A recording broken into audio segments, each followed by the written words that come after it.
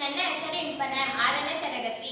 ಜೀವಿತ ಬಿಆರ್, ತನ್ಮಯ ಏರಿಯೋಳ, ಹರಿಪ್ರಿಯ, ರಮಶ್ರೀ, ಧನುಶ್ರೀ, ಸಂಗೀತ, ಅಂಜನಯ, ಭುವನ, ವಿಕಾಸ್ ಕೆ, ಅಮೃತ್, ಪೃಥ್ವಿ ಕೆಮಸ್, ಚತುರ್ವೇಶ್, ಪ್ರಧಾನ್ ಜಿಯಾ, ಪ್ರಾಣೇಶ್ಗೌಡ ಬಿಎಂ, ಕೃಷನ್.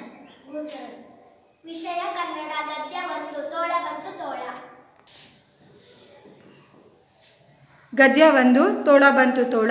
ಗದ್ಯವನ್ನು ಮೂಕಭಿನಯ ಮೂಲಕ ಕಥೆಯನ್ನು ವ್ಯಕ್ತಪಡಿಸುತ್ತಿದ್ದೇವೆ. ಒಂದು ಊರಿನಲ್ಲಿ ಒಬ್ಬ ಹುಡುಗನಿದ್ದನು. ಪ್ರತಿನಿತ್ಯ ಆತನು ಕುರಿಗಳನ್ನು ಮೇಯಿಸಲು ಕಾಡಿಗೆ ಹೋಗುತ್ತಿದ್ದನು. ಕುರಿಗಳನ್ನು ಮೇಯಲು ಬಿಟ್ಟು ಆಟವಾಡುತ್ತಿದ್ದನು. ಒಂದು ದಿನ ಅವನಿಗೆ ಒಂದು ಆಲೋಚನೆ ಹೊಳೆಯಿತು. ಸುತ್ತಮುತ್ತ ನೋಡಿದ.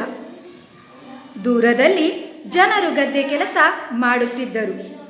ಆಗ ಹುಡುಗ ಅವರನ್ನು ಗುಗ್ಗುಗಳನ್ನಾಗಿ ಮಾಡಬೇಕೆಂದು ಜೋರಾಗಿ ತೋಳ ಬಂತು ತೋಳ ಎಂದು ಕಿರುಚುತ್ತಾ ಕಾಪಾಡಿ ಕಾಪಾಡಿ ಎಂದು ಕಿರುಚತೊಡಗಿದ. ಶಬ್ದವನ್ನು ಕೇಳಿದ ಜನರು ಗಾಬರಿಯಿಂದ ಓಡಿ ಬಂದರು. ತೋಳ ಎಲ್ಲಿ ಎಲ್ಲಿ ಎಂದು ಕೇಳುತ್ತಾ ಗಾಬರಿಯಾಗಬೇಡಪ್ಪ, ನಾವಿದ್ದೇವೆ, ಹೆದರಬೇಡ ಎಂದು ಸಮಾಧಾನ ಪಡಿಸಿದರು.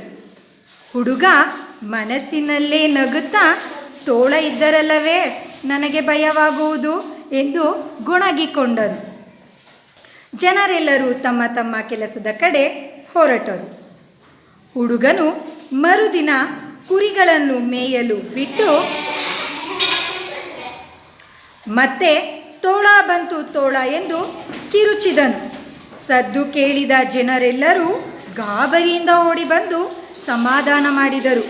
ಹುಡುಗನು ಮನಸ್ಸಿನಲ್ಲೇ ನಗುತ್ತಾ ಮಂದಹಾಸ ಬೀರುತ್ತಾ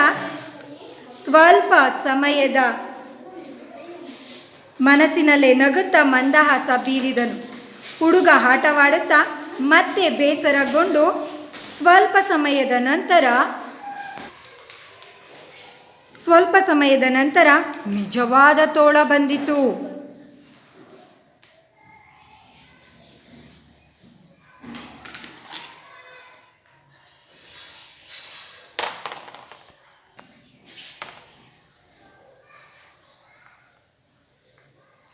ಹುಡುಗನು ಜೋರಾಗಿ ಕಿರುಚಿದನು, ತೋಳ ಬಂತು ತೋಳ, ಕಾಪಾಡಿ ಕಾಪಾಡಿ, ನಿಜವಾಗಲೂ ತೋಳ ಬಂದಿದೆ, ಯಾರಾದರೂ ಬನ್ನಿ ಕಾಪಾಡಿ ಎಂದು ಅಳುತ್ತಾ ಕಿರುಚಿದನು.